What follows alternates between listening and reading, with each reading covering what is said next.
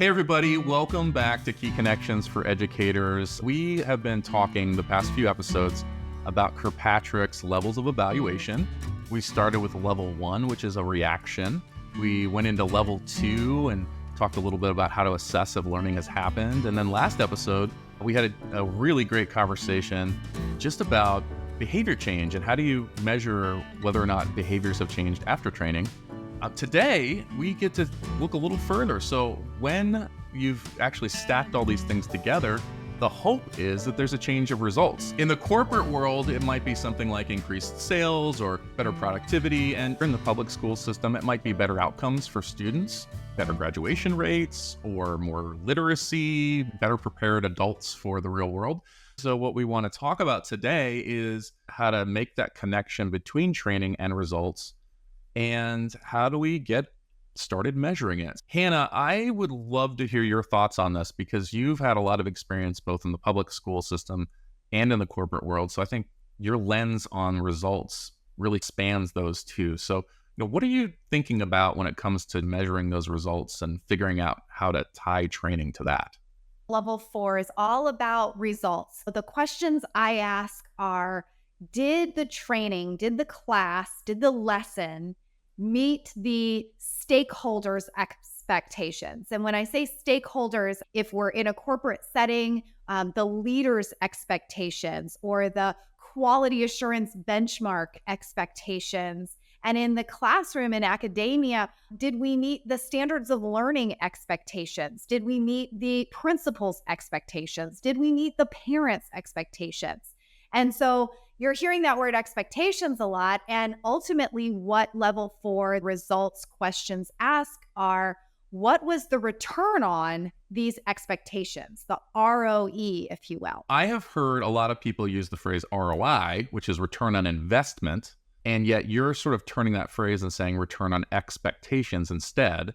I think it was actually you that said this the first time. And I paused and I thought, oh, that's a lot different, isn't it? So investment is really all about the money that's attached to it. And of course, that is one of the expectations, but there's other expectations loaded into that. How do you even just go about figuring out what those expectations are so we can align the training with the stakeholder? Great question. So I'm going back to my days working as an operations trainer. When I stepped into the role, the departments did not have quality assurance benchmarks built yet. And so quality assurance was building out the QA benchmarks at the same time that I was developing the curriculum. And in our partnership, we were learning the role together. And then we were talking with the leaders of those departments to better understand what were the results that they wanted to see, that they wanted to quantify or qualify with those quality assurance benchmarks. And in doing that, my QA person and I established a really great rapport and a relationship. And by us talking back and forth, I created objectives for my lessons, for my content that really matched what she was building out as the QA benchmarks that in the real world, those employees were going to need to achieve to show that they had met the expectations of the department, the expectations of the job, of the role, and had served our customers well. And so I think about that. It was a unique case because a lot of corporate trainers don't have that luxury of being able to build out the QA benchmarks with their QA person. But when we come into a role understanding what those benchmarks are from the beginning and working with our leaders to identify what really are their expectations, what did they see as success, and understanding those so that we can build our objectives into that and really create solid training that's going to make our employees, our students successful in the end. That makes a lot of sense. Sometimes I've had leaders that have been really good at describing what the strategic initiatives of the year were. Like, these are the things that we need to do as a business in order to be successful.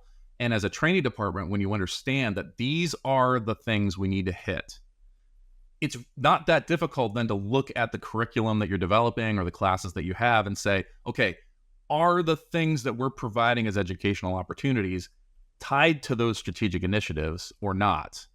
What in our programs are helping to steer that narrative or steering the ship towards that? What aren't? And then tactfully being able to decline things that don't actually align. I love that you mentioned that because it helps us sort and prioritize what really is important. Sometimes when we're developing curriculum and designing training and instruction, we get so in the weeds and it muddies our discernment, our perspective of what really is a priority in the training and what really just should be left out. It's superfluous, it's extra.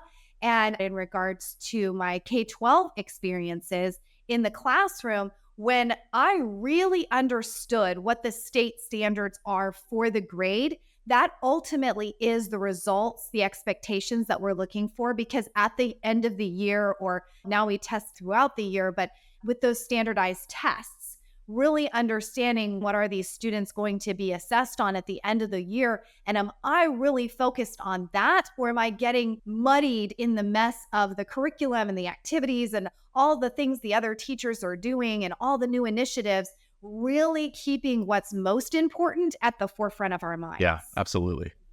I also think it really boils down to asking the question, why are we doing this? And going back to even the new hires and an onboarding process, establishing with our new employees why we're doing what we're doing. And if they understand the why, whether it's a strategic initiative in the business or whether it's those benchmarks that they're going to need to hit and achieve on, if we're in the classroom, those rubrics, those learning standards, those objectives, if we're really clear, people want to do well. Students want to do well. They want to know how to get an A. They want to know how to perform well on their end of year evaluation. If we can be really explicit about that as teachers and as educators, that's a motivator for our students, for our learners in the training, in that they can trust us that we're producing this training to make them successful in the end. Yeah. And that's the goal, right? We want to make sure that we're in the elementary school or formal education trying to provide healthy adults, right? That's the end goal. Yes. Right? We want to have good, productive citizens. And in the world of business, we're really trying to get people to do better at their jobs. We want people to be able to grow in their careers and do well. Here's something that I think helped me when I was thinking about narrowing it down to what the meat and potatoes are. When I'm acting as a consultant, somebody's asking if we could do a training, asking them how they deliver it if they only had 7 minutes. That's a great strategy. Because if you give them an hour, they're going to take an hour. If you give them 30 minutes, they're going to take 30 minutes. But when you say, hey, we got a meeting coming up, we've got about a 7-minute plug that we could actually pop you in for, would that be sufficient? And it's interesting to see the reaction. At first, they're like, oh, no, we can't do that. I'm like, I just wanted to make sure you could get out in front of the audience the way you wanted to. And suddenly, oh, okay, if I did this and I could probably get it down to the 3 points that I need to get out. Occasionally you run into somebody who says, no, actually just showing the process takes 45 minutes. That's fine. My rule of thumb is a training should be as long as it needs to be, but no longer. Yes. How can we narrow it down to the things that matter and not miss out on the opportunity to actually make something meaningful and engaging and helpful? Because if I just throw a PowerPoint slide up there and put those 3 points up, everyone reads them, it doesn't necessarily mean learning has taken place. So we got to be thoughtful and say, okay, we want to make sure we're delivering the right kind of training in the way that's going to make the biggest impact on the learner so that they can actually then execute on their behaviors to then impact the business. Asking those questions up front, like a training needs analysis. And we sit down with our leaders and we ask those why questions. It really helps us engaging how we're going to build out and deliver the training. I'm thinking about when I led our leadership development program and understanding what did success look like for the participants in that program. And it was actually challenging to get a firm, succinct answer from our leaders.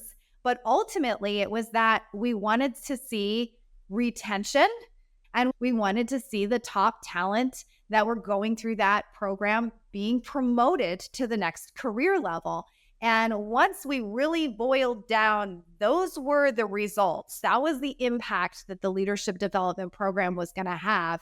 Then I worked backwards in asking those questions. How were we going to retain? How were we going to support these participants in getting promoted? And really dialing in on specific activities, specific information, knowledge, connections. A lot of it was really networking and finding my participants sponsors in the business who would advocate for them to get to that next level. Yeah.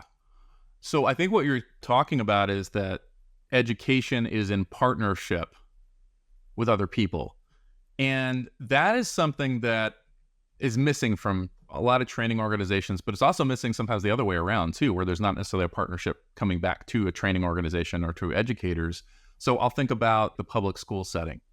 As a parent, I might have an expectation that the teacher should be the one responsible for teaching all the things that my kids need to know in order to become good at math and literacy, and almost take offense to it that they tell me that I've got to read to my kids every night. Okay, no, it's not that the teacher isn't doing their job. It's that there's a partnership between the parent who's helping to embed literacy and math facts with my child and reinforcing them, and the person that's maybe has the formal knowledge of how to instruct that. And that partnership is when you see kids that are really growing and flourishing, is when they have something. It doesn't have to be a parent, by the way. Anybody that's being able to provide that support system outside of the classroom, like big brother, big sister, other relatives and friends and small groups that people get together and study. So it doesn't always have to be a parent, but that partnership is huge. And so when you're talking about the partnership that you were having, finding a mentor or finding the QA person that you're actually going to speak with, and because once they leave the classroom, it's going to be a different set of hands and a different set of people that are potentially interacting with that human being and trying to get the results that we're looking for. And so it does have to be a connected experience. And sometimes it's modeling. Their modeling is so important. Going back to the leadership development course, I would bring in leaders in our company who are at the executive level, and I specifically asked them to share their stories of how they got to where they were in their career. And a lot of it was building relationships. And they talked through how those organically happened and how those relationships intentionally happened. And by providing those models and those examples, then my participants in the program could think through their networks and think about the organic relationships that they were building and how they wanted to focus their energy on intentionally building relationships with others in order to make those connections that were so needed in their career growth. Yeah. So there, I guess that's the final piece, is the partnership with the learner. Yes, I'm glad you're bringing that up. Yeah, let's talk about that. Yeah. So just in that point, so Hannah and I have been actually connecting for the past couple of years. This podcast came from it. I was part of Hannah's interview panel when she came on board. I wasn't the decision maker. I just got a chance to meet her. And then when she came on board, we had a chance to interact a few times. And I was like, you know what? This is the kind of person that I want to actually learn from and pass on some knowledge to. And so we actually set some time up. And I probably wouldn't have thought to do that without some leadership development courses or some other training that had emphasized the importance of mentoring and peer relationships and how those are useful in helping you get to the next level. But I still needed to have that confidence and interest in finding somebody else like Hannah to actually go meet with. And so there was that partnership. That's right. We would set up those monthly idea shares. That's what we called them. And we met monthly and we just share ideas with each other and catch up. It has furthered our professional growth and really expanded our bank of ideas as trainers and educators for sure. And I've loved every minute of it. Yeah. So again, where did we learn that? Probably in a course or a book or someplace, right? We knew that networking's important, but it really took us as learners engaged in that learning and having that self-advocacy to go do it. So I think partnership with the stakeholders, partnership with the environment, and then partnership with that learner. Exactly. I'm glad you boiled it down to those three. So let's talk a little bit more about how we can implement and execute on our level 4 results questions a little bit more in that granular way. So as a sales trainer and in your space, how have you measured that as a trainer? The first thing is just understanding how the business is doing as a whole, not insulating ourselves into the world of training, but actually reading the sales reports and recognizing when names are there that were in our classroom and seeing them and reaching out and building relationships with those folks, not to have them pat us on the back for how great we did training, but just to make sure that we're actually connecting with those folks over and over again and making training a familiar part of that. And I'm imagining on the public education space, that would be the same thing, right? It's not just knowing what the benchmarks are, but actually understanding how the school's doing and the school district and the community at large. Understanding the climate. Yeah, it's not just focused on my students, it's focused on the community health or the organizational health of how things are going. So I think that's maybe the first thing that I'd say helps you. And then once you understand that, you can start to look at your own microcosm and see, okay, are the students that I had in my class performing up to standards or not performing up to standards? And since I know who they are and maybe I kept their names and I can actually look at them on a sales report and I can see which regions they belong to, you can start to see. Now, I think inevitably there's not going to be everyone that gets into sales and wins,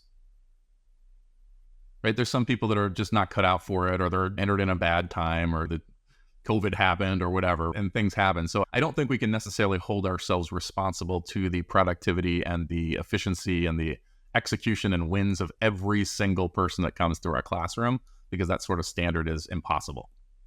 Right. But you can look at it directionally. That's right. And Progress. yeah, so having those benchmarks in place where you're looking to see how do people do overall? How did they do once we started implementing these new training programs? And then maybe if you've got different cohorts, how did the students that were in my classes versus students in other classes do? And again, some of that is anecdotal and some of that is out of your control. Like I might just happen to have the 3 best salespeople ever come through my classroom one week, right? And so that kind of throws the results out the window for that group. But over time, if you're in this for the long haul, like a lot of us are, you can start to see directionally that, you know, people that are in this classroom or learning along these methodologies might have a better level of success than others. But you do need to get a lot of data. You can't just have 4 people and say, oh, okay, the class worked or not. So when you were doing leadership development or even in the public schools, how did you use large data or those large numbers? Was it similar to this? Similar, yes. And I want to plug here the importance of, right from the start, gathering baseline data. Because oftentimes we go right to, oh, how is my training going to meet this objective? And how are we then going to show our results of the training? But we have to measure it against something. And so if we don't actually identify what the baseline data is, we have no way to show that growth and to show that measurement and the impacts that we truly have. So starting first in and being realistic in what is the baseline data first. And with my operations training experience, we didn't have any baseline data to begin with because we had never had QA benchmarks for this particular position. So once those were in place, then finding out what that baseline was and being okay that we had people who weren't meeting those and using the negative results, if you will, as a motivator, intrinsic motivator for, hey, this is where we're at. This is where we want to go. And in the K-12 classroom, thinking about that baseline data and not seeing it necessarily as a negative thing, but seeing it as an opportunity for growth. And we use that language a lot in the corporate world, opportunity. And that's really important because if we're looking at it as an opportunity, we can only go up from here, and having that mindset around that baseline data.